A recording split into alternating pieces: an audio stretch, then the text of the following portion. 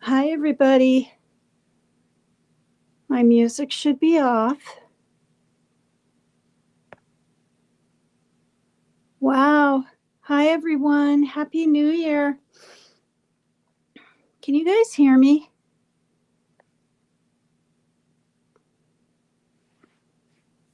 I think I figured out what's... Hi, Sharjo. Oh my gosh, the hanger's here from Missouri. You guys, this guy right here is Jeremiah from Missouri, who I covered. Can you guys hear me okay? How's my sound? Let me stop my cam and then I'll know. Okay, it's working. His wife passed away a few years back, and he was having a really hard time around the holidays. And I know, look at this. Moonlight Soul Path subbed up to you. Anyway, he's really feeling the love and feeling like people care on the internet. And he wasn't necessarily going to take his life, and he makes it clear, but he was just walking away from everything. And I knew he was going to. That's why I talked about him on my program. And he stated that he's tried to unalive himself in the past, for real. But he just wanted to take off, leave his wallet and everything behind, right? But he came back, a day and a half later, and I told him, I said, it's really good to see him back. We all need some validation in life, right? We need to feel valued. And that's a hard thing to come by. On the internet, we can get some of that. And I asked him to come join the chat sometime. And here he is. Like, it's just shocking. Really nice to meet you. I sound fine. I didn't know what to wear. You guys, where is it? I'll show you. I had my Christmas sweater because I didn't come up for Christmas and stuff. I haven't been up here in a while. I haven't shown my face or anything. Who? This guy right here. He's feeling a lot better, the hanger. And he had, what, you had 1,000, well, no, you said you had 500 subs, and in one day he got like 200, and he wasn't doing it for views. He said that he was doing it because he didn't want to do it. He didn't want to leave his wallet behind and just take off and live amongst the homeless. But he talks about it on his channel, you guys. He's doing so much better. He's a real happy-go-lucky guy. And he's doing great. So let me say hi to people really quickly, because my chat only goes up to a certain amount or whatever on this StreamYard. And I have not cut my hair, you guys. I mean, this is what I wish it would, kind of be here, but it wants to curl up and look so gosh darn short. But I'm growing it out. But yeah, so Sharjo's here. This is Maria G's daughter, and she was extremely courageous to have her the texts and the bullying and the horrific slandering and meanness at such a young person at that time. I think it was 2 or 3 years ago, and threats and everything. And they were both willing to make them public to show what cyberbullying can really turn into. Scary. I'm a grown adult, and I was scared reading it. Why don't you just go do this, you that? Why don't you, just horrible things to do to a school-aged person, So anyway, Maria G put those out today because they're sick of it, and they want people to see how bad it really is. And I actually suggested it. I said, if it's all right with Charlene or Sharjo here, only if it's okay with her and she's comfortable, you should make a video and show those. And they did. And I'm really happy and really pleased. And that's on Maria G as in good, her channel. Or go ahead, Sharjo, and put the link in the chat. So if anybody, including Jeremiah from the Hanger, wants to check it out. We got Mary Jane here. Mary Jane Doe, my top mod. She's always here. We got wonderful Sherry, Wild Angels Bucket List of Adventures. You're going live at 8. You were going to do 10, but Beachy going to play guitar and she don't stay up too late. Oh, you were going to go at 10. Okay. But heck, I used to pop back and forth between lives back in the day. I know it's everybody wants to do a live, right? And I kind of want to finish my book so I can start on something fresh on the 1st. Okay, back here was no audio. Yeah, it was weird. Well, I had to check in the box where it said mirror your camera. I didn't even know that was there. I saw it for the first time. Remember when I was dealing with, you guys could see me, but I could only see a black screen. And I'm not comfortable with that. I need to see my face in case I get lipstick on my teeth or something. You never know. Yeah. Dot underscores here. We've been hanging out on Lionel's.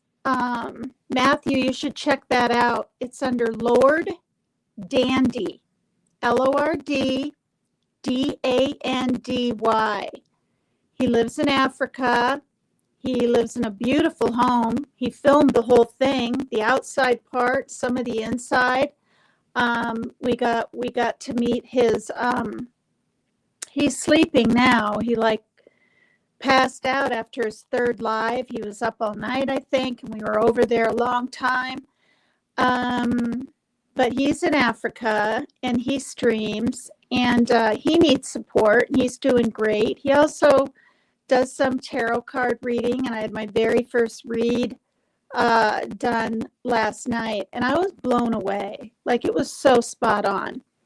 And Mission Possible told me that he's really spot on, and he is. Like, it's intense.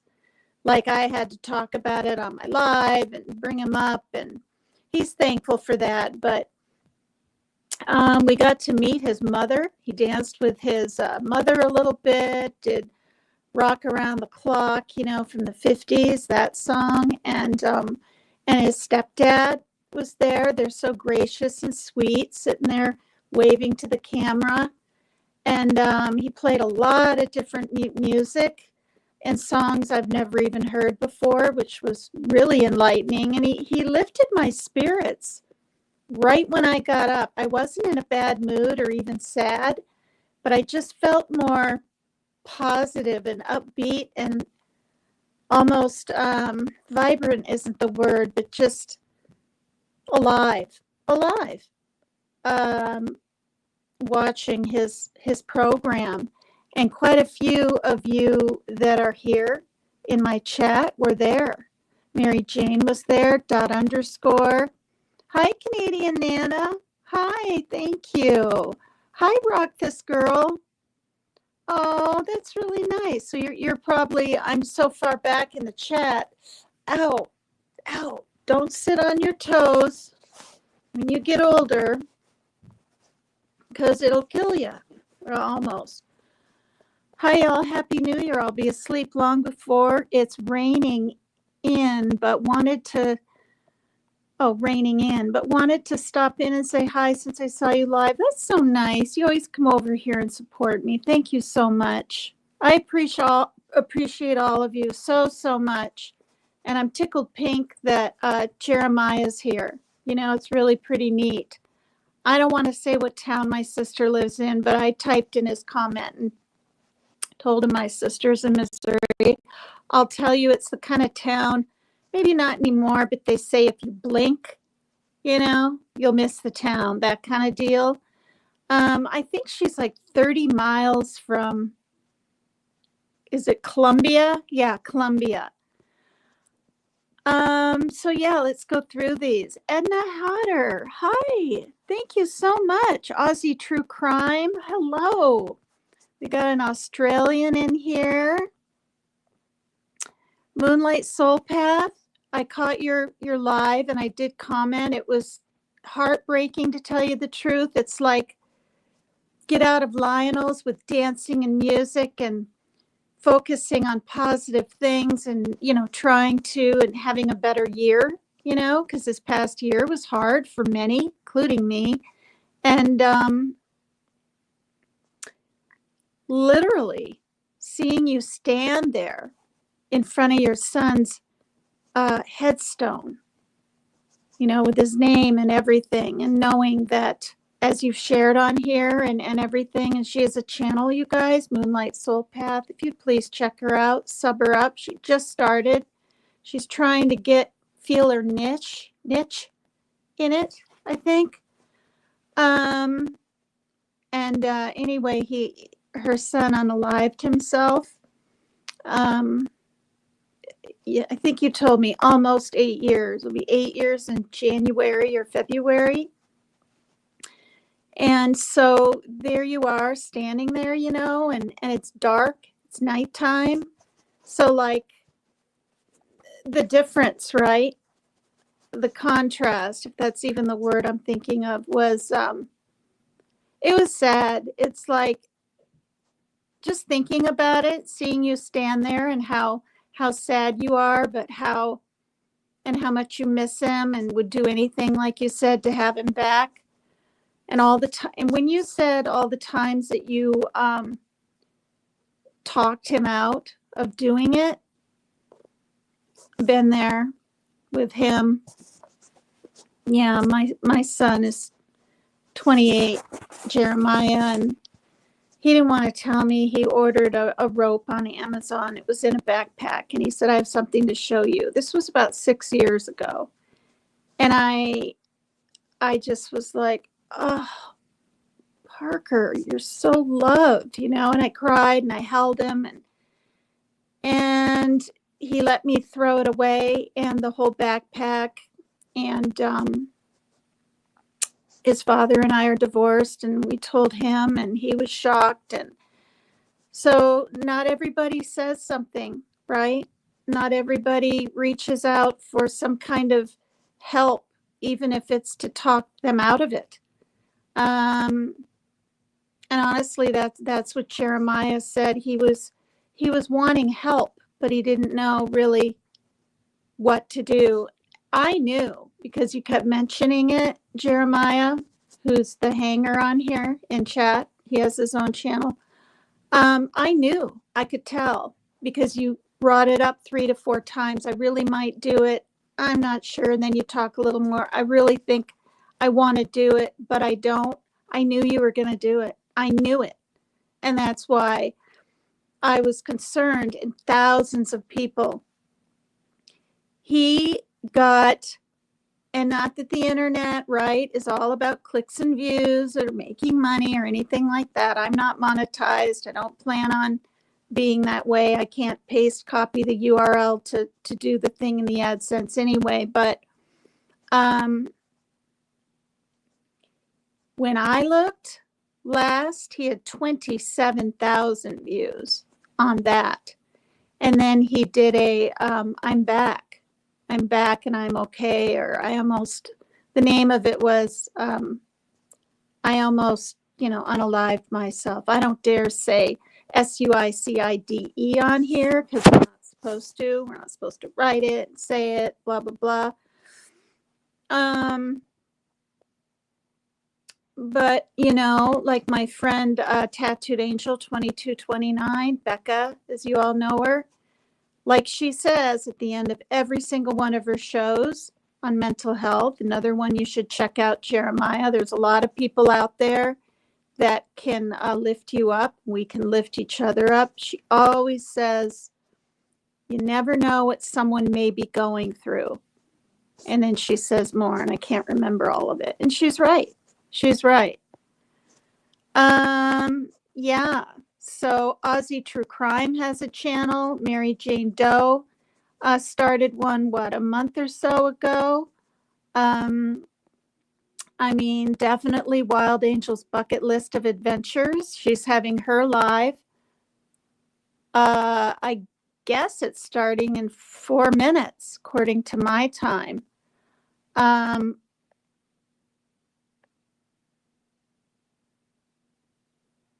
Okay.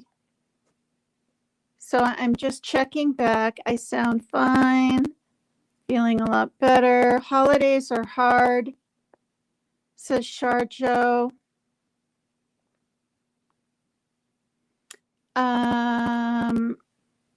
Oh, see that? That's in like, 3 days or something? I still have to hold this finger up all the time. You'll even see in some of my videos when they take a picture at the end, and it can be your whatever, your thumbnail. I'm like this. My finger's always up. I can't bend it anymore than that because of the dumb fracture and the cut that I had. But look how nice it is. It's healed really, really nice. You can see where the stitches were. Maybe a stitch got left right there, that little white spot. I'm not sure, but it was cut all the way around and then up, sliced up to there, down to the bone, getting slammed in the door by my son. But it was, it was an accident. He didn't mean to do anything like that, make me bleed all over the place and freak out. I was screaming because honestly, like I've never bled like that. And I thought, am I going to bleed to death? Like just from my finger, or am I going to have another stroke? Like I just didn't know from getting all hyped up, Oh, he uploaded 4 fun and positive videos today. Wonderful.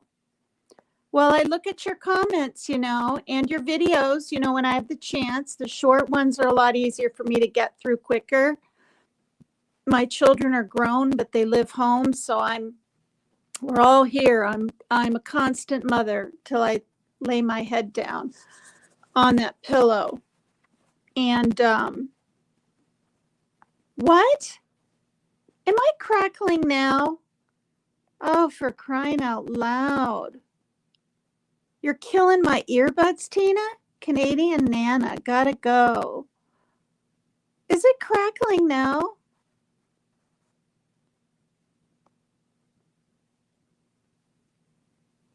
Oh, yeah, well, you did really, really good. Oh, see, that's going to be a hard day. I mean, you've been through it now for quite a few years, but please come over here. I hope I'm doing a live that night.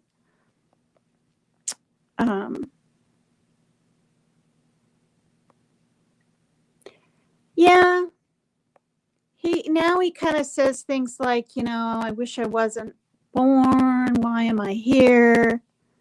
But I never felt like I had a purpose in life at all. I mean, at all, till I became a mother. And I've said that before. Oh, okay, nice.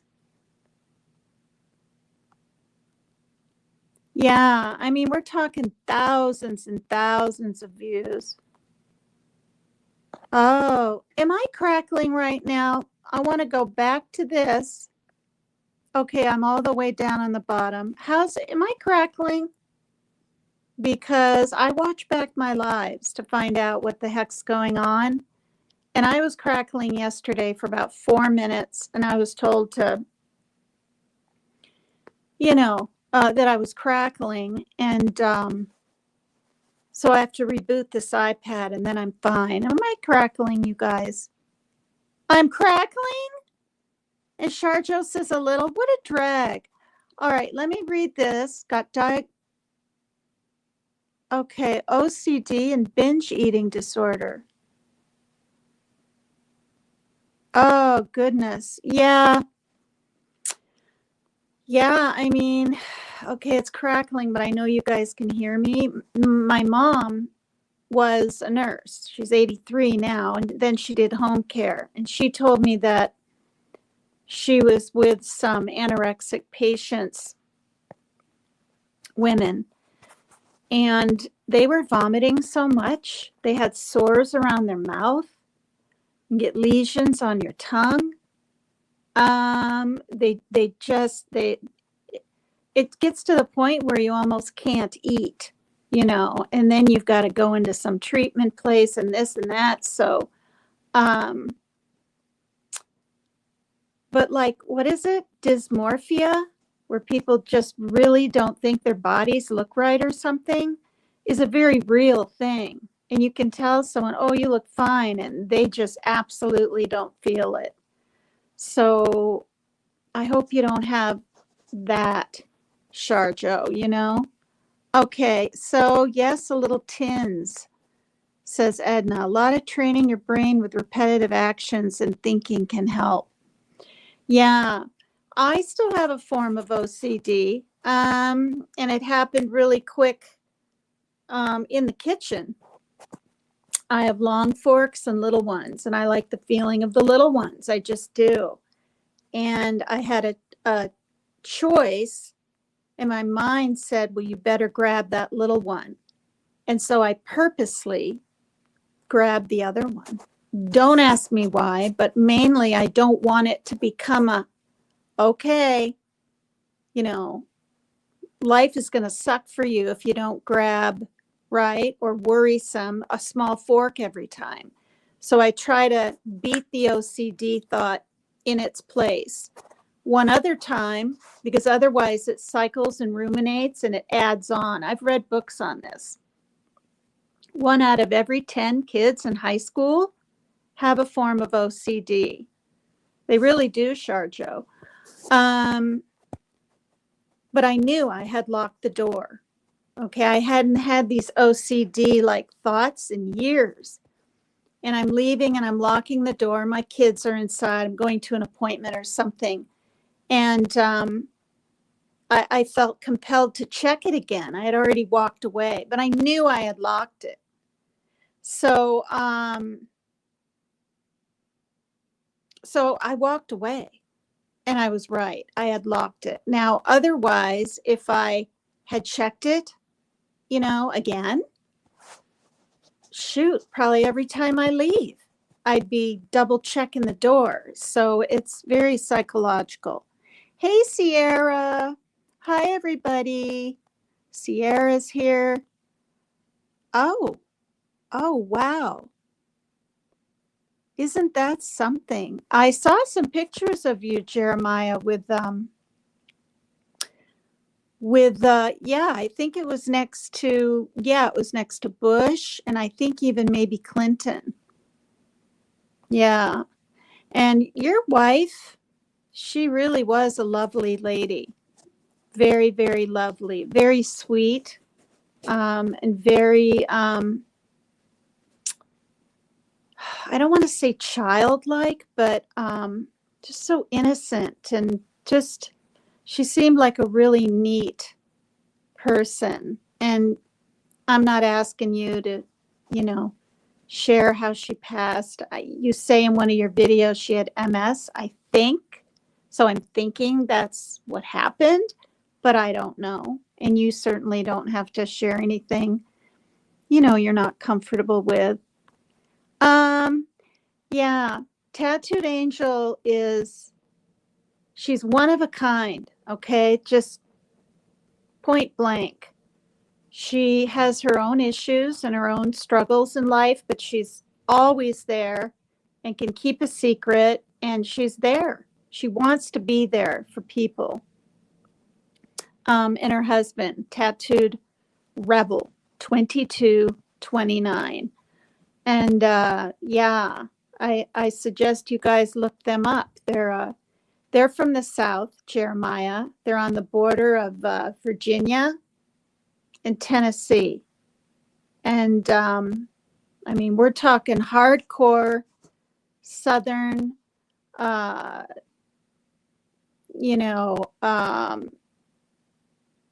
very, very patriotic family. And you are too, Jeremiah, by some of your videos, the shirts you wear and things like that.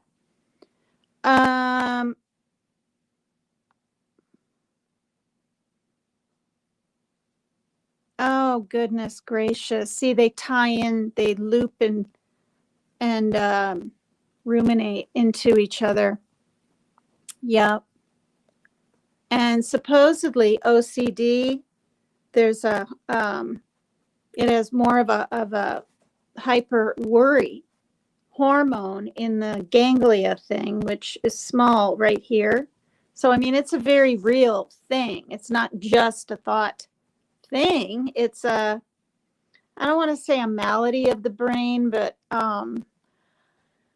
it's something or other. And some people have intrusive thoughts, like my son. They control his life, but he's on a medicine now, thank goodness. And it's really helping. But some of them can be quite scary. OCD can be pretty darn debilitating how bad you have it. My son has severe. It's what he was diagnosed with when he was 11. Yeah. And it progressively got worse. And that doesn't mean, Sharjo, yours will, but it's good that you're young and you're finding out about this now at least. I'm crackling. Okay, so I'm going to reboot, okay? I'll be right back.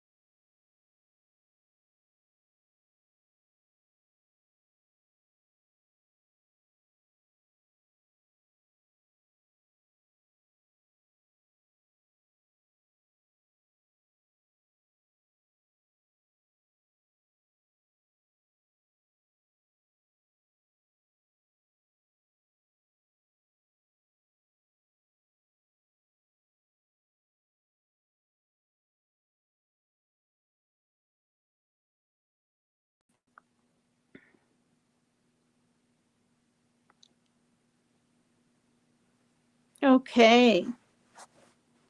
So, oh, goodness gracious, really? Yeah. I mean, my daughter's father had bipolar, and I never heard of it. I was in my 40s then. And I was like, what is that? Like, I didn't even know. So I went to the library, because back then, that's what people did more. Hi, Smiley Miley. Happy New Year to you. Hi.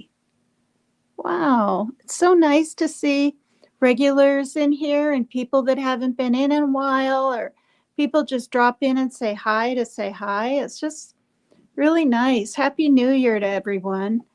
I don't know. I picked some kind of, I am just sort of quirky anyway. I mean, I don't drink anymore. I stopped in 2011, but I have a bottle of champagne up on my thumbnail title thing. I've got roller skates just because I don't know. Like, maybe that's kind of a young thing, and I didn't even do that very much when I was younger, but it just seems like it would be so much fun to go out there, like not necessarily in a rink, but more on the paths and stuff. And then I've got a carousel, which is really childlike. I guess I'm just trying to say, even though we get older every year, and it's not the easiest, you know,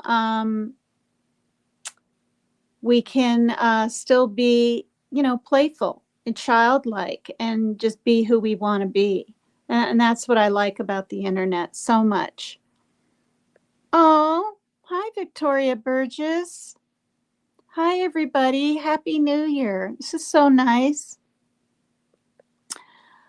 Yeah, yeah. And skiing. I used to ski downhill, cross country. You know what I mean? I had my own skis, and I grew up as a child after South Dakota, and we moved to Vermont, and my parents were big into it. And gosh, I'd probably break something, right?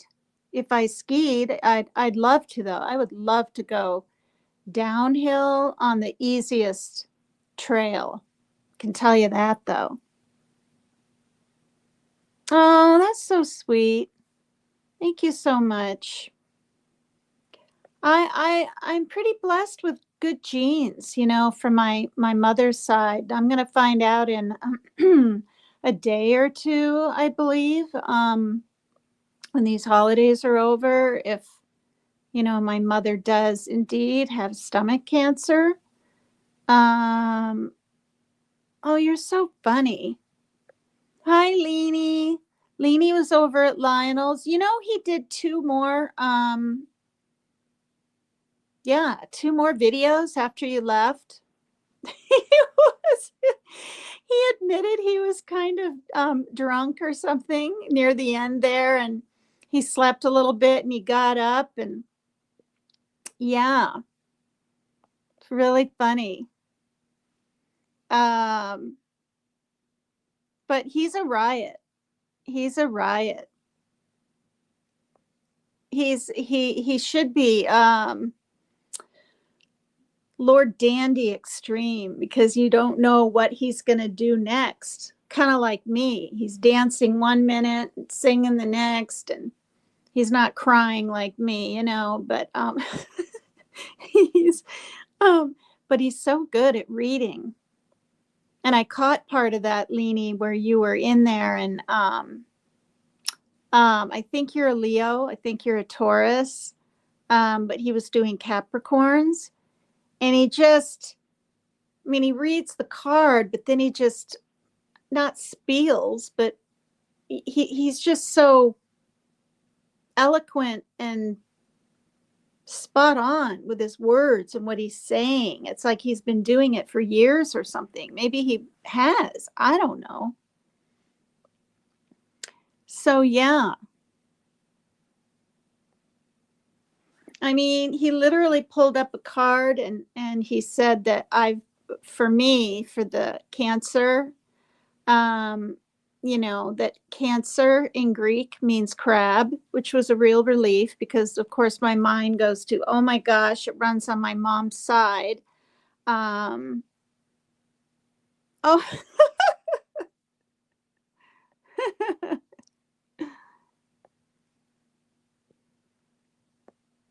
hi, Cat Swan. Hi, Sean B. Hi, everybody. This is so nice.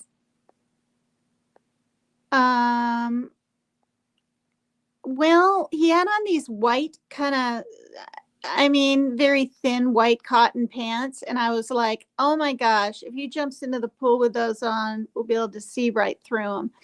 And he did jump in the pool, but then he got out down by the table, down over. I didn't see him like that.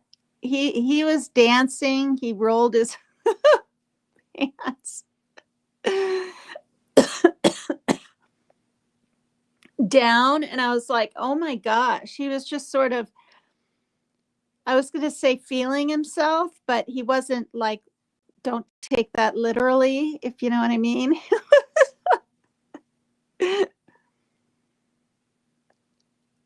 Oh, that's really cool, Matthew. Jeremiah. Good grief. Now, see, I don't even know why I called you Matthew. I'm so sorry. Pretty sure Dandy has a nice, oh my gosh. Oh, you're a Cancer.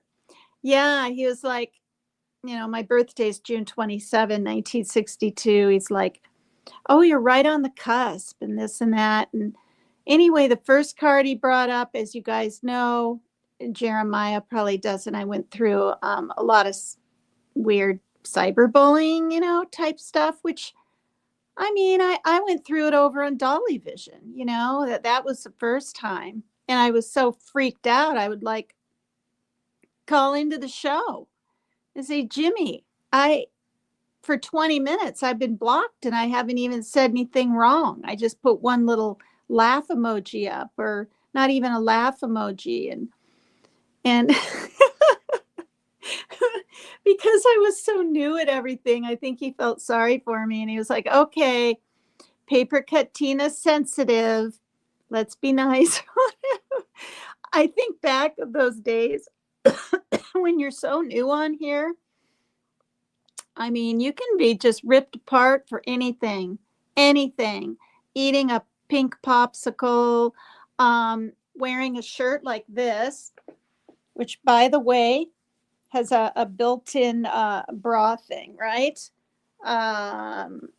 Just anything. And yeah, to being sober but being hyper on an uncensored channel, and being accused of drinking 17 Red Bulls. I saw that in chat. Sometimes people just talk and stuff, but it's pretty funny. Yeah. Or she's got to be high. She's got to be drunk. And So if I ever have a non-alcoholic beer, which I didn't for like a year, and then I did, I would like show the label up close. Okay, it says non-A. But somebody still did a little not parody, a little something of me taking it and repeating the bottle, going like this, so it looks like I think that was Cheshire Cat, you guys. Not even kidding. Oh my god. Oh god. Yeah, I mean, they're helping us become stronger. Some people can't take it, and they take it to heart. You have to love yourself, I think. I mean, you really do have to almost kind of love yourself a little more than I think, to be on the internet. And because I don't know, I didn't always love myself, you know. Yeah, so the sound has been okay. And okay, so I'm all caught up on chat. And before I forget, copyright disclaimer. I'm trying to show my top. Now, this is not a bra, it's part of the shirt. And I can pull this up and do a little less cleavage, which I really don't like a lot of cleavage, you guys. I never really have. Guys might, but I don't know. But I'm trying to show my shirt. And then you guys already saw it. I like the white lace down here. I have a whole bunch of these. A purple one,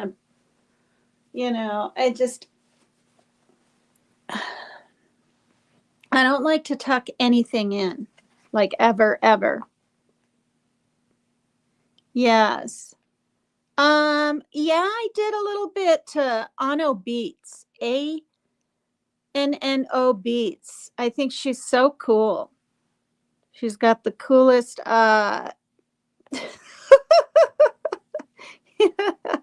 you guys are really funny. All right. Copyright disclaimer. This video is for educational purpose only. Copyright disclaimer under Section 107 of the Copyright Act, 1976. Allowance is made for fair use for purposes such as criticism, comments, news reporting, scholarship, and research. Fair use is a use permitted by copyright statute. It says statute. Isn't the word statute? Isn't it? I mean, just isn't it? Is that like a spelling that's gone wrong and wherever I got this from? That might otherwise be infringing. I mean, look at this. I've got my notes from a long time ago. I've had a channel about 15 months. Jeremiah's had a channel for years. Yeah, off and on for years.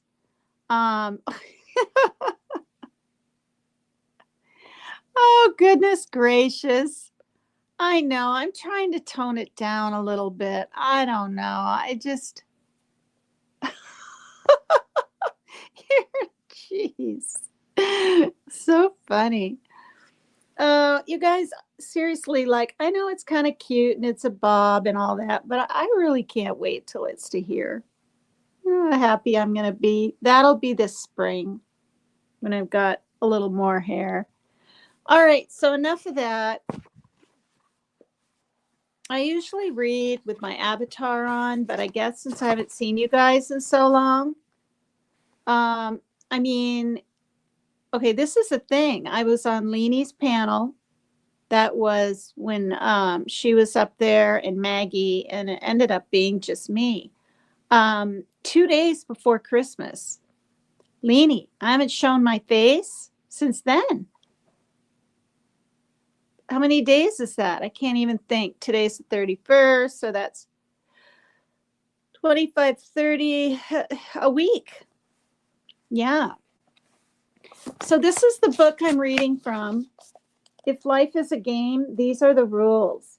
10 rules for being human, as introduced in Chicken Soup for the Soul by Cherie Carter Scott, PhD.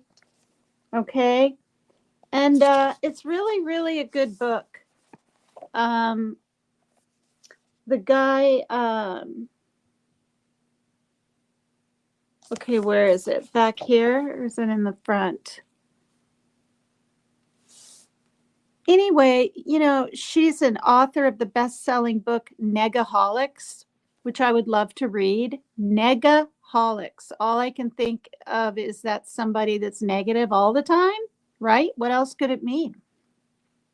She's a corporate trainer and management consultant. She's the chairperson of the Motivation Management Service Institute. She has worked with over 200,000 people worldwide, leading seminars on self-esteem, communication, and leadership skills and team building. And I don't know when this book was, written. Could be in the 90s or 2000, probably 2000s. But the 10 rules for being human. The first chapter I covered back in June, up to chapter 6 or 7. How many cups have you had since you changed your dew? How many cups? How many cups? Oh, cuts. Cuts. Okay, it's right there. Duh. Cuts. How many cuts? In May, okay, remember it was long and feathered and it was fun and everything, but I just wanted something a little more grown-up looking for me. And I asked my daughter to cut it to about here, and yeah. So she did the best she could and all that. But I've had 1, 2, 3. I've had 3 cuts. Now, when I saw how one side seemed to be longer down, maybe it was just curling more, I tried to even these out about 2 weeks ago, and now they're kind of fraying at the end like I like. But I had to make sure, right? I had the scissors the right way. We're talking just snippets of end off, but the back here, I mean, I have quite a bit of hair. You know, I mean, all over. It's just, and there's a name for this bob, and now I can't remember. There's so many bobs out there, like so many. There's Italian bob. There's not swangly. There's, it's just the weirdest name for this sort of messy look that's cut. It goes to like my mouth. There's cuts to here. There's the wavy long bob. There's fun. It looked cute, uneven. Yeah, I probably should have just left it alone. Like in hindsight, I kind of wish I had just had, left it. All right. So I was reading this. So the first chapter was you will receive a body. Then chapter 2 was you will be presented with lessons. Chapter 3 was there are no mistakes, only lessons.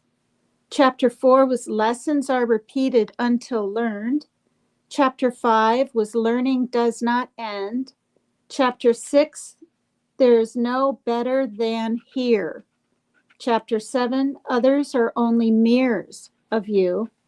And chapter 8 that I did last night, what you make of your life is up to you. So actually we're finishing up chapter 8. And then like the title of my thumbnail, your answers lie inside of you, I thought was appropriate for the new year coming and everything, is actually chapter 9. And then chapter 10, the last one, is you will forget all of this at birth. I'm sorry, I can't wrap my brain around that. Like I kind of know what she's getting at, but yet it's absolutely not computing.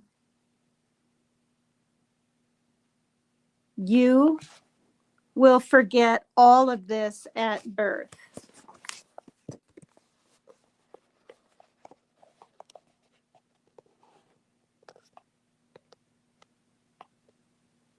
I mean, what does that mean, you guys? Why? I mean, I don't know. I'm just, it's not computing. Okay.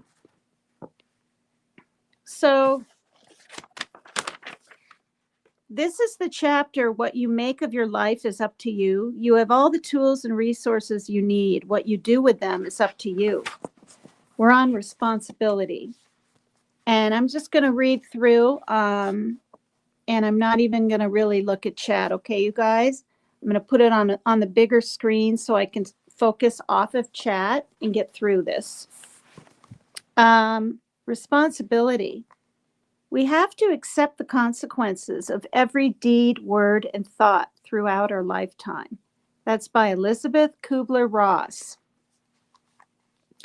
To take responsibility means you admit your accountability and acknowledge your influence and role in the circumstances in which you find yourself. It means you are answerable for your behavior and you fully accept any consequences created by your actions. Responsibility is not blame. However, an understanding the difference between the two is crucial to learning this lesson. Blame is associated with fault, whereas responsibility denotes authorship. Blame carries guilt and negative feelings. Responsibility brings the relief of not having to dodge the full truth anymore and releases that guilt. Blame implies fault. Responsibility implies ownership. Blame is stagnant. Responsibility propels you forward and onward to your greater good. Responsibility comes with certain rewards, but it is a lesson that is often hard-earned.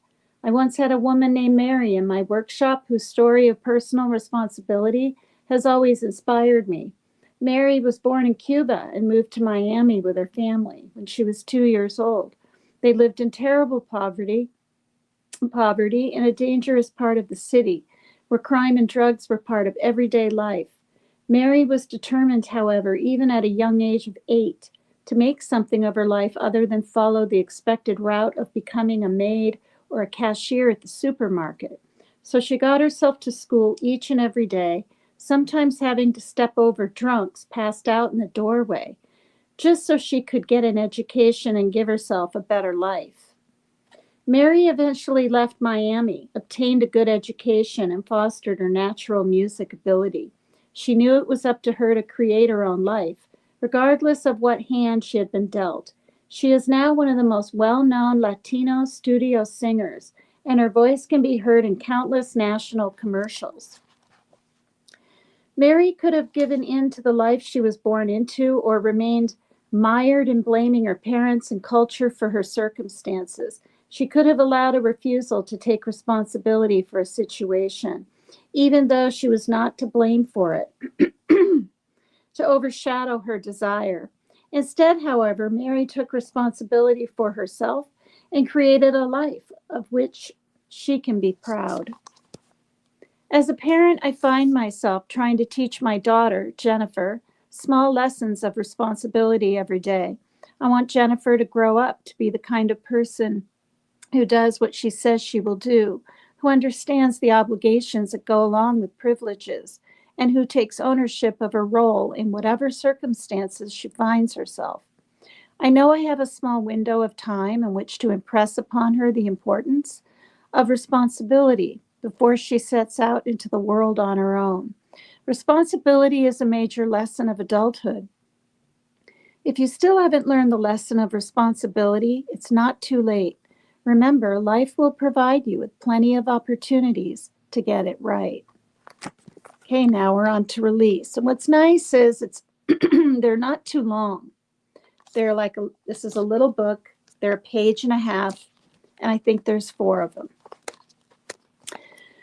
Release. Learn to let go. That is the key to happiness. The Buddha, it says here. Release is simply the act of letting go in every situation. I might have to take a drink of my lemonade in a minute. You can either take responsibility and attempt to cause things to happen, or you can let go. Neither option is better or worse. Every situation is different, and only you will know what is the right thing to do in each case. There are times when you will need to take responsibility for the progression of a relationship, and times you will need to just let go and walk away. Just as there are times you need to fight with your boss for what you believe, and other times when you need to release a situation to save your energy for more important battles. You learn the lesson of release when you begin to choose it as a conscious act rather than as a passive means to hide from responsibility. There will be times in your life when you need to let go of certain self-beliefs that hold you back from creating your own reality.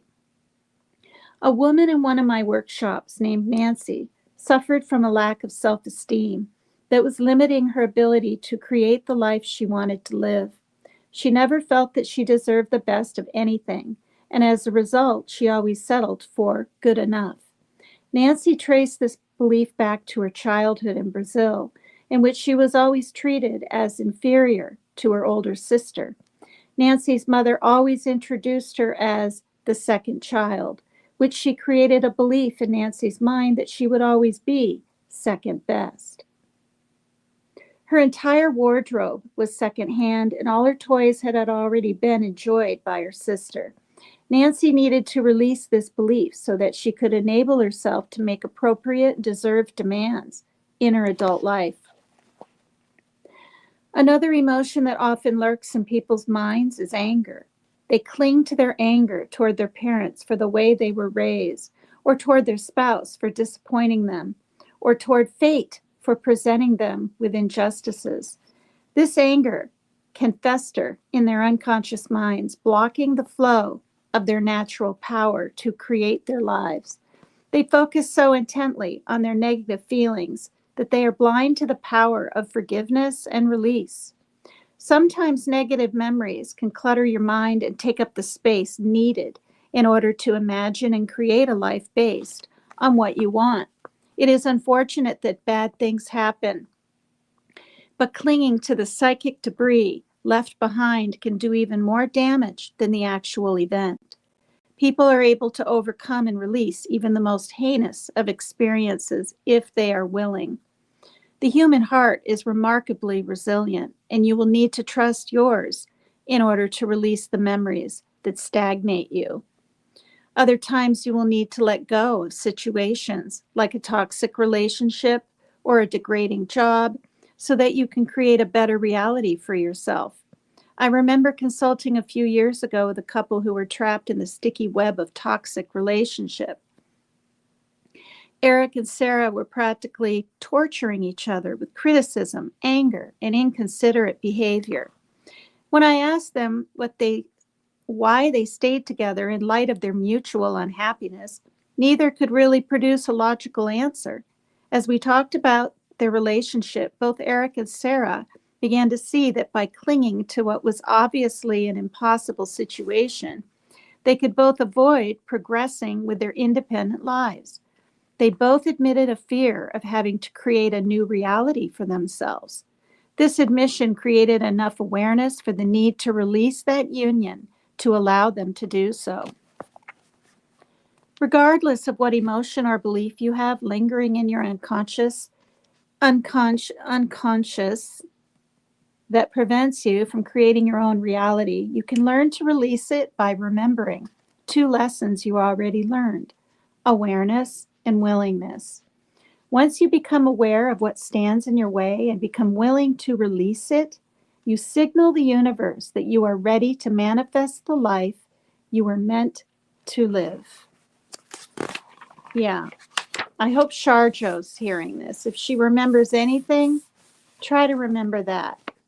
Don't let these punks that are nobodies attacking you in the past or whatever, define you and define your life. Don't let them. And I don't think you have. I don't think you have. Okay. Courage. Courage is the price life exacts for granting peace. Guess who that's by? Okay, I'm going to give you some hints. Courage is the price life exacts for granting peace. I'm going to go to comments. Hi, St. Elmo's Fire. Oh, did she? Do I even know him? I used to, because I took the domestic violence class, New Beginnings. The first one isn't it shock? No, or maybe it's anger and then shock, and then now I can't remember. But I know they're in there. There's anger, there's shock. Oh, there's denial. I think denial's in there. And anyway, yeah. Okay. Put in chat if you know what I'm talking about. She was a female aviator that crashed and disappeared. What was her name? Does anyone know? Or back in the 40s, I think. You guys know who she is. I'll give you a chance to type it and put it in. We'll see who gets it. She wrote that little quote about courage. Courage is the price life exacts for granting peace. Yes. Yes. Amelia Earhart. Yep.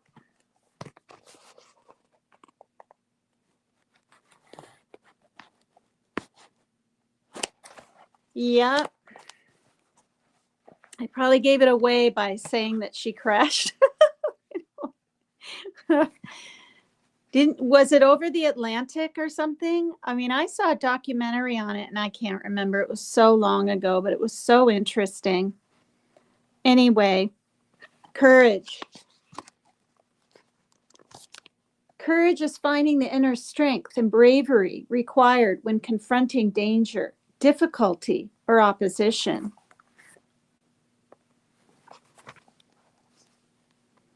Courage is the energy current behind all great actions and the spark that ignites the initial baby steps of growth. It resides deep within each of us, ready to be accessed in those moments when you need to forge ahead or break through seemingly insurmountable barriers. It is the intangible force that propels you forward on your journey. It takes courage to embrace the idea that what you make of your life is up to you, and to actually do what you need to do. You can learn how to access your courage by digging down deep inside and tapping into whatever spiritual connection sustains you. What inspires you to action? For some, it is a belief in a higher power. For some, it can be meditation or inspiring music. And for others, perhaps great literature or spiritual passages. Regardless of what your connection is to the divine source, cultivate it well, for you will need to call upon it in those moments when you require courage. Hi, Red-Headed Storm. Hello. I don't think I missed a name back here. If I did, don't be offended. Okay.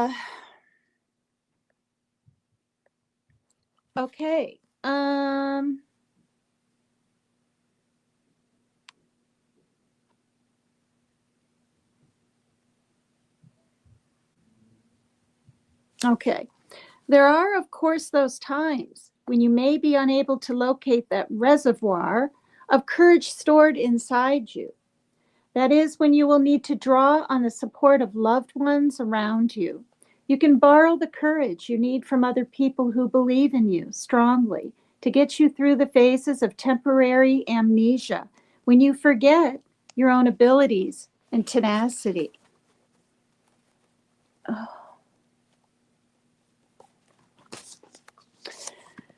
You know, I'm reading this for me too, you guys, because navigating this possible storm coming my way, um, and even though it'll be my mother's plight, so to speak, to deal with, um, regardless of what people have said on the internet, she and I are like this and always have been. I was her firstborn. Not that that really matters, but um, I'm 51 weeks older than my sister. My birthday is June 27. Hers is June 20, right? So we're almost neck and I'm nearly a year ahead of her.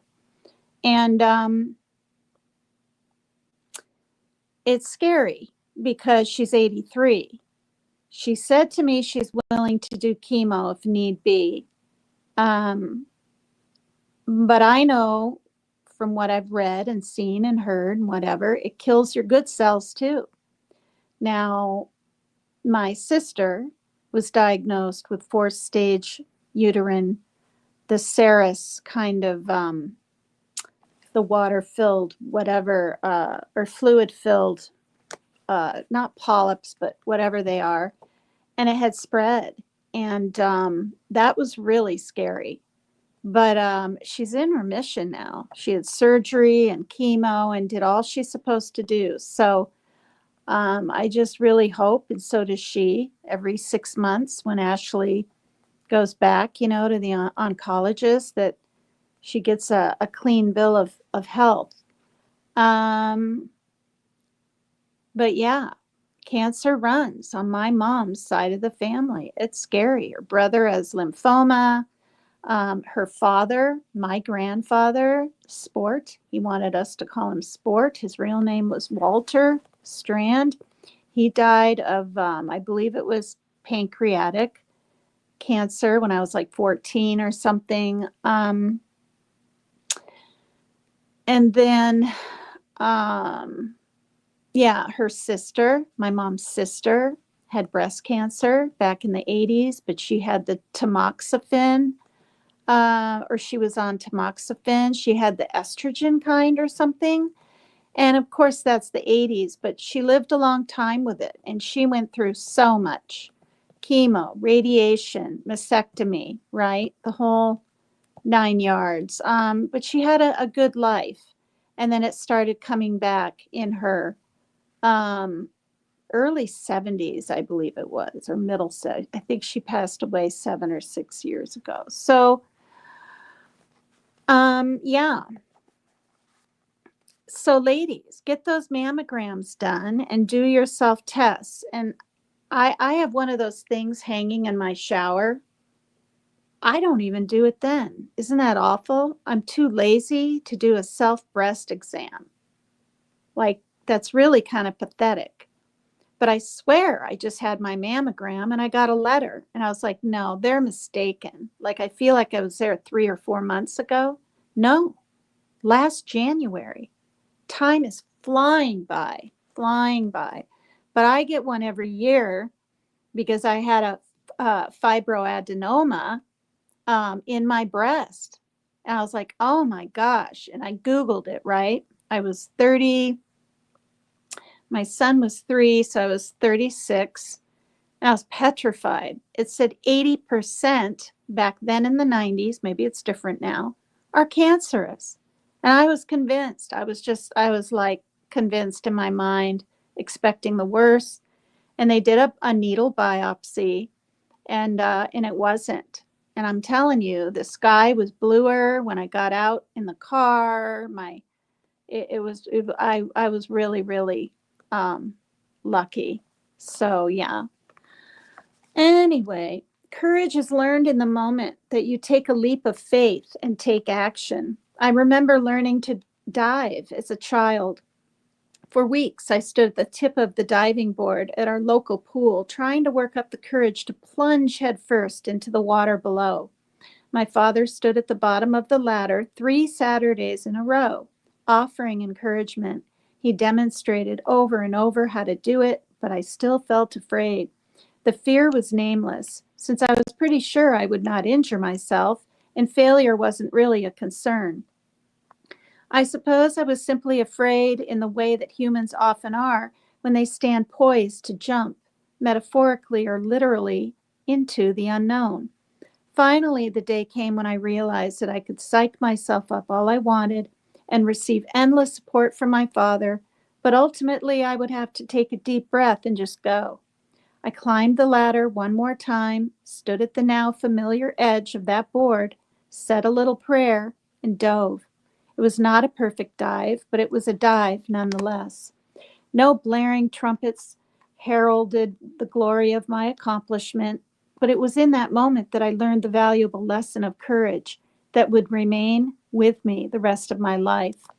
What fears stand in your way? Bring them to light so you can loosen their hold over you. Fears, real or imagined, only impede you. Banish them so that you may learn the lesson of courage and create the life you desire. I like the way this little book is written, you guys. I hope you do too.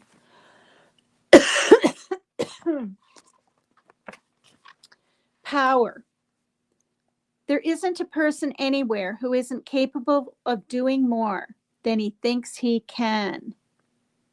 Okay, what's the name of the man that invented what? The first car, I suppose? Can anyone put that in chat? What's his name? Invented the first car. Was that in the 40s or the 30s?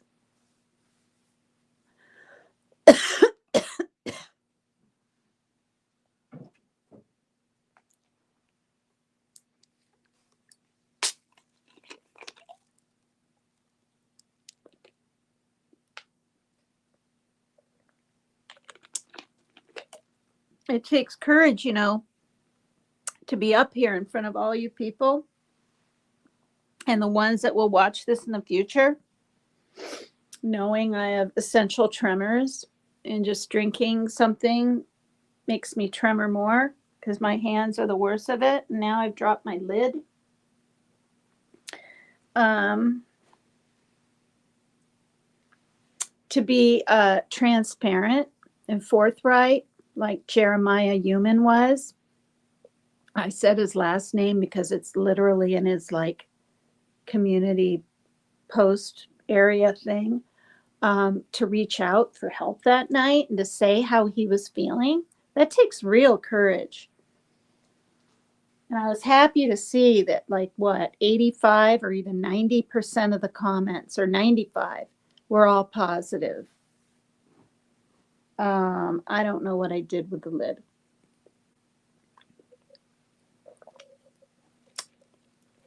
Sparkling ice, 0 sugar.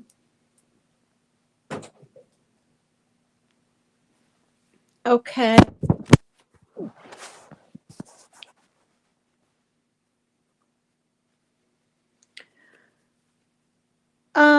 Oh, yes, Ford, Henry Ford. Hi, Selena. Good to see you again. Oh, thank you so much. Thank you, everybody, for your well wishes and your happy New Year's. I wish all of the same to you. I wish, I say this all the time, but I can barely watch it. The wars out there are just sickening. And I mean, when I'm feeling sorry for myself, or like, oh, gee, you know, you don't have a boyfriend right now, or I mean, it's not even that really.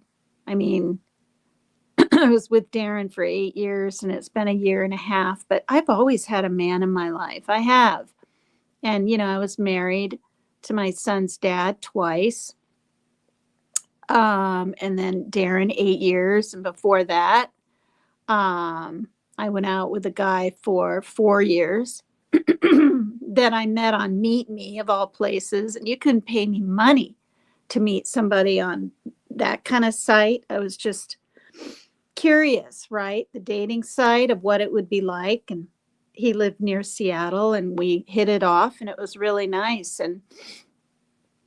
And I only met one other person on there that I just, I don't know, it just didn't feel right or whatever. And so it wasn't like, going through a bunch of guys or boys, friends, or, you know what I mean? It's like, you know what you want, and so yeah, when I'm with someone, I'm with them for a while. But I don't know what it is. It's like I think people grow and evolve and they just change, and then you grow apart. I mean, I really thought, especially the second time, it would be forever with my son's dad. Um, but yeah, it just wasn't and wasn't meant to be. Um, so yeah, all right. So yeah, oh, don't forget to hit the like, you guys, okay? Thank you. Okay, power. Power means demonstrating your ability to manifest reality. Within each of us lies a power center, and we learn to call upon this power as we set out to design our lives according to our will. Power is a natural state of being. It is a force to which we are all entitled and to which we all have unlimited access. It is not necessary to search for your inner power since it is already within you. It is something you were given the moment you were born, as essential to your survival as the ability to breathe. Your power is what propels you forward day after day, what sustains you in dark moments, what gives you the ability to do whatever you feel driven to do. It glows within you like a light, beamed outward into the world as needed. In 1983, I started a nonprofit business that trained young adults age 18 to 25 to manage households overseas. I was extremely passionate about this program and dedicated to making it succeed. Our lawyer at the time was a gruff, distinguished older man named Marcus, who at 6'4" tall towered over me and was very intimidating.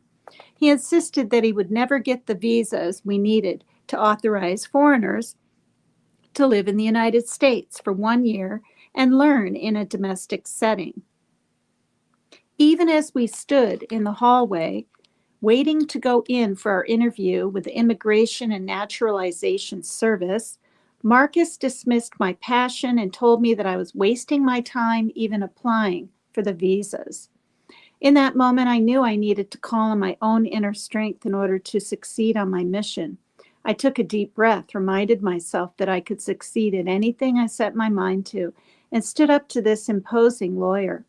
I told Marcus that I had every confidence that we would get the visas and that I expected his full support.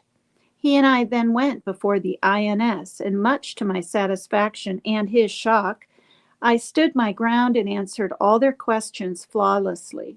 I think even Marcus was secretly delighted when the INS approved my application. There may be times, however, when you have difficulty seeing that light within you. You may experience power leaks that rob you of your ability to manifest reality. In those times, you will need to identify what is robbing you of your power and patch the leaks.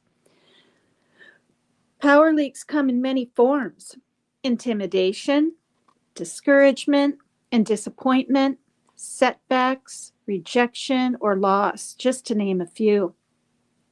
A leak is sprung whenever your inner resiliency is damaged or your feelings of self-worth are diminished.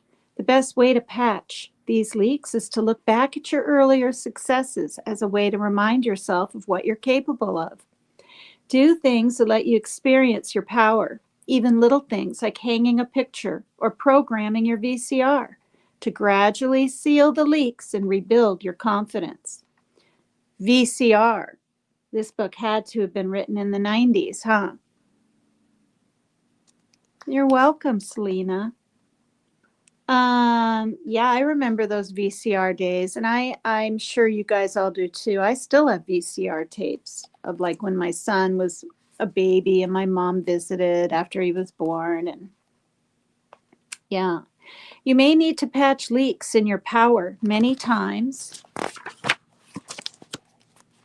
throughout your life, but once you groove an easy path back to the power source within you and live from within it, you will never again question the idea that what you make of your life is entirely up to you. The answers lie inside of you is the name of my thumbnail thing. Okay, I think this is the last one. It is. And I'm going to end with this, okay? I've been live an hour and 40 minutes, and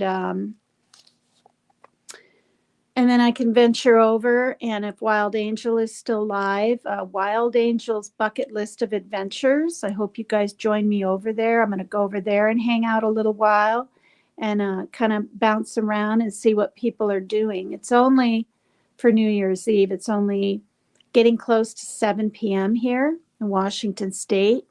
So, it's 10 other places. And, that's 2 hours till, the countdown, right? The ball drops. I didn't know there was a ball in Atlanta. I saw it on the news, I'm pretty sure. And there's one in Vegas. I didn't even know that. I thought there was only a ball that dropped in New York City, Times Square. Mary Jane Doe's from New York. Yeah, we're from all over, aren't we? I'm not sure where you're from, Selena. Adventure. Life is either a daring adventure or nothing at all. Okay. Question. Who can put in chat? She is a poet and she's blind.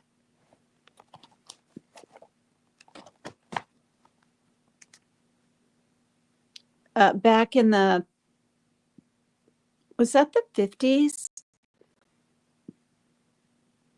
or 60s? She's a beautiful poet. And she was blind. Oh, and deaf. Yeah.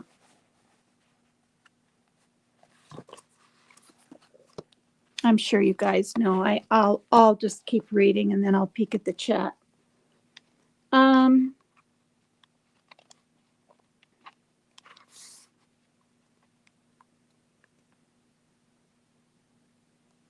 Your life has the potential to be a wondrous journey.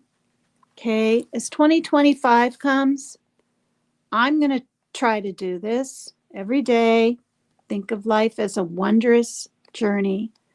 We're going to have our ups and downs. I knew New Year's Eve that in 2023 that 2024 wasn't going to be all smooth sailing. I just knew it because I don't know, it just never is. But it was more difficult of a year for me with cyberbullying, with different creators, and feeling like I had to defend myself, and it came across like I was attacking, but not really. I was like sticking up for myself, and then my finger, issue, and being on antibiotics for over a month, and stitches, and the pain, and the this and the that. And then my sister's diagnosis, and my mom had a little stroke, a little one, and 2 days later, a heart attack. Yeah, after she left Mayo Clinic in Rochester. And now, 2 months later after that, she might have this. And I count and all this kind of thing. That's like 8 pretty major things, to do. So I just got a notification that Tattooed Rebel is going live in 30 minutes. Let's bring the new year in together or something like that. So Tattooed Rebel 2229 is doing a live. My friend Sherry, which is Wild Angel's Bucket List of Adventures, is doing a live right now with music and things like that. And there's probably others. So I'm going to read this chapter and end my live. Oh, Selena, you're from Sri Lanka. Did I say it right? It's not Sri Lanka, it's Sri Lanka, right? That SRI is Shri, isn't it? pronounced that way? I think maybe. Okay. Your life has the potential to be a wondrous journey, filled with exciting moments and astonishing experiences. It can be a thrilling ride if you are open to exploring all that is available to you. Adventure is the result of your willingness to live life with a spirit of enthusiasm. An adventure is any experience that takes you beyond your comfort level. Adventures are what make your blood race and your heart beat with anticipation as you expand beyond your perceived limitations as a human. They expand your horizons and take you into new and exciting worlds. When you feel the aliveness of experimenting with new options and taking risks, you learn the value of adventure in your life. Since what you make of your life is up to you, you can either create a life filled with miraculous adventures or stay huddled and safe, never experiencing the joyful rush of journeying outside your world with boldness and abandon. A life devoid of adventure may be secure, but it is one that lacks texture and color. If you never venture forth, you can never expand and grow. A sense of adventure is inherent in young children. We are all born with an innate sense of wonder that propels us to explore. Most children are naturally curious and experimental, ready to try anything. They are not held back by fears of societal disapproval or failure. As they grow up, however, the world imposes its fears and limitations upon them, and very often the sense of adventure is buried beneath years of admonishments like "don't touch" and "behave." The spark of adventure gets dimmed as they learn to become responsible, mature adults. This childlike sense of wonder must be reignited so that you can remember the thrill of discovering new worlds. This spark usually shows up as bold impulses that you may dismiss as silly or imprudent, like a sudden urge to try windsurfing or a desire to travel to Alaska. As you reconnect to this spark and honor it, however, you open the door to wonderful experiences and magical connections. You begin to take bigger and bolder steps toward living your dreams. There was a time in my life that I was unwilling to heed that spark. I focused all my energy on being responsible and disciplined, neglecting the basic human need to explore and expand. Eventually, my life began to look so dull that I forced myself to snap out of my rigidity and re-embrace my long-lost sense of adventure. I missed being the person who was open to discovering new sensations, who took bold risks. I promised myself back then that I would always make my best effort to remain conscious to that inner spark so that I never missed out on a chance to expand. Since that time, I have been blessed with a miraculous life filled with incredible journeys and experiences that might have otherwise escaped me if I had not woken up. During my last trip to New York, I revisited Riverside Church on the Upper West Side of Manhattan. It was a clear, beautiful night in December, and I suddenly felt the impulse to go up to the top of the church so I could see the magnificent view of the city.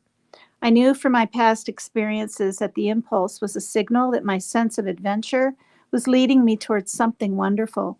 Despite a mild fear of heights, I climbed what seemed like 1,000 steps to the top.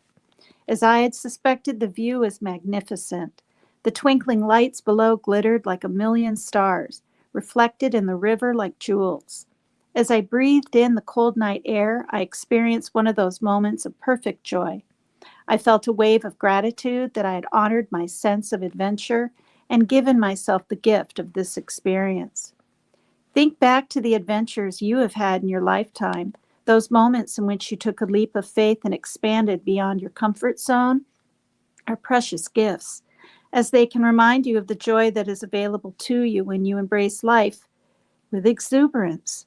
These moments can be turning points in your personal history and inspire you to create new realities for yourself whenever you choose. Imagine yourself at 90 years old, looking back on your life. What do you want to see?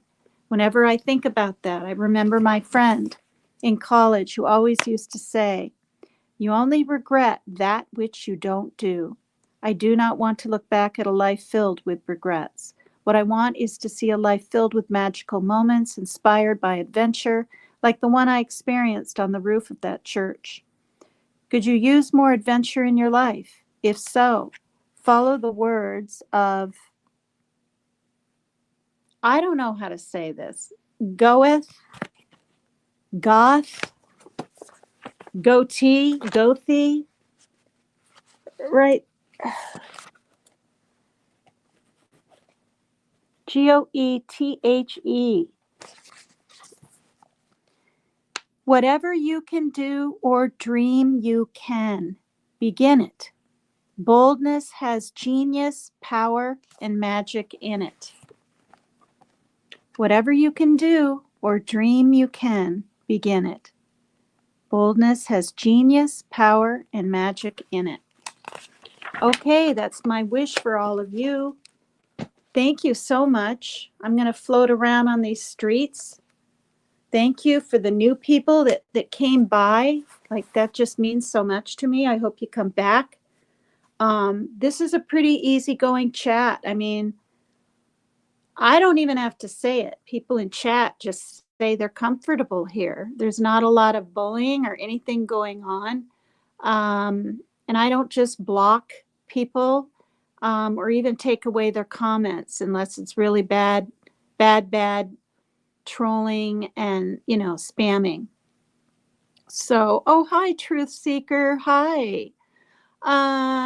Tattooed Rebel 2229 is going live in about 20 minutes. And Sherry, if she's still alive, Truth Seeker, Wild Angel's Bucket List of Adventures, is doing her own thing now for, what, a good hour or so? Yeah, and I don't know if according to Leanie's doing anything later. But yeah, I was up till 6 a.m. and then I got about 3.5 hours sleep. And I'm not like necessarily tired, but I'm getting just a tad headachy, and so maybe I am getting a little tired. I don't know, but Happy New Year, Truth Seeker. Love you. Love everybody here. Please hit the like. Please subscribe to me if you're willing to. I'm getting closer to 3,000, and that's my goal. And stay safe. The most dangerous time on the road is New Year's Day. Not tonight, in the morning when people have been up all night. It's not safe to go for little walks on dirt roads. It's not even really safe to be on the roads. It's considered the most dangerous time to be on the roads, in a car, on a bike, even walking on a road. Then the next day after New Year's Eve, more than 4th of July. Yeah, more than everything. My mom told me that, and I don't think she would lie about it or whatever. But maybe I should Google it to make sure. So be safe. Don't drink too much. If you do drink, don't trust just anybody to give you a ride home. And stick together, especially the women, even the men. You always need to have someone with you the whole night now. That's how it is. And protect your drink. Okay, the cancer's coming out in me. Like Lionel said, I'm motherly and nurturing. And I guess I really am. I really feel compelled to say, protect your drink. Take your drink with you to the restroom. Don't leave it on the table. I've been roofied before, but I didn't know. And I thought back of what happened one evening 4 years later when I heard about it on TV and stuff. And I was like, oh my gosh. Yeah, all the signs were there. I took 2 sips of this vodka cranberry drink, and I was wondering why the guys weren't talking to me and just looking at me while they were playing pool. And then my head was bouncing off the bricks. When I was leaving the bar, I could hardly pick up my purse. I collapsed to the ground. An ambulance came. and I came to in the hospital. So, and it wasn't late. It's like 7:30 at night, but I was by myself. Wasn't afraid when I drank now and then in my 40s, not very often. I'd go months without it, but I wasn't afraid to venture out by myself, sit at a table, listen to some music, and then just go home. I wasn't like looking for a man or looking to, do you know what I mean? Like I wasn't. In my 20s, I was. I mean, I'll be honest, I wanted that um, compassion and that cuddling and that feeling and trying to find my future whatever, right? But no, not later on. And that's when I got roofied anyway. So be really aware of your surroundings at all times. All right, you guys, be safe. I love you. This is PCT is Extreme. Thank you for being here. Happy New Year. I'll see you on these YouTube streets here and there tonight, okay? Thank you.